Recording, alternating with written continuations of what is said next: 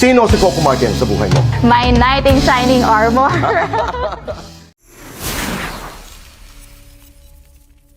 Viral ang video na ipinost ni Coco Martin sa kanyang TikTok account. Sa maiksing video, hawak ni Coco ang bouquet of flowers na iaabot kay Julia Montes. "Nanay!" sambit ni Coco at saka inabot ang bulaklak sa kapamilya actress. Nagpasalamat naman si Julia sa sweet gesture ni Coco. Nangyari ang eksena sa loob ng sinehan matapos ang preview ng Topak, isang Metro Manila Film Fest entry na pinagbibidahan ni Julia. Ang 16 na segundo na video ay kinapapalooban ng pagsasama ni Coco at Julia sa loob ng sinehan at maiksing kuha kay Coco na ipinopromote ang MMFF entry ni Julia. Ipinost ni Coco ang video noong nakaraang linggo. Hindi naman nakaligtas mula sa mga mapanuring netizens ang TikTok video na ito. At this writing, mayroon na itong 1,200,000 views. Umulan ng komento mula sa netizens ang TikTok video. Marami sa kanila nais makupirma kung tama ang dinig nilang tinawag na nanay ni Coco si Julia. Sundot naman ng iba pa, indikasyon daw ba yon na totoo ang matagal na balibalitang may anak na ang dalawa? May nagkomento pa na sa ibang kuhang video, tatay naman daw ang term of endearment ni Julia kay Coco. May ibang netizens na nagsasabing may mga anak na umano sina Coco at Julia. Hayag naman ng isa pa, tila unti-unti nang nagiging vocal sina Coco at Julia ukol sa kanilang personal na relasyon.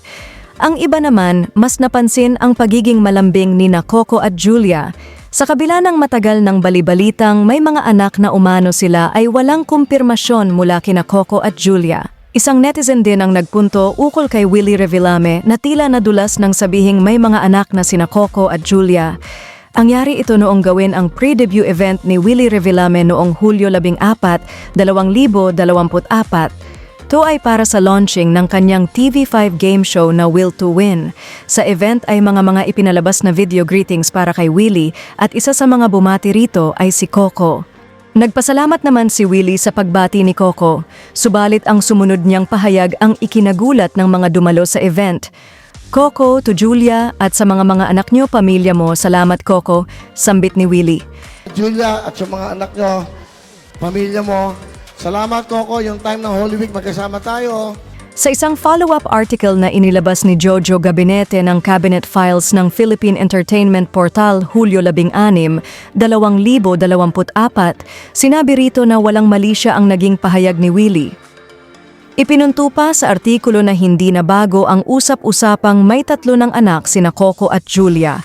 Saad sa artikulo, hindi pa umaamin ang dalawa pero lalong hindi nila itinatanggi ang katotohanan dahil sa kagustuhang mapanatili ang isang bahagi ng kanilang pribadong buhay kahit na itinuturing silang mga public property.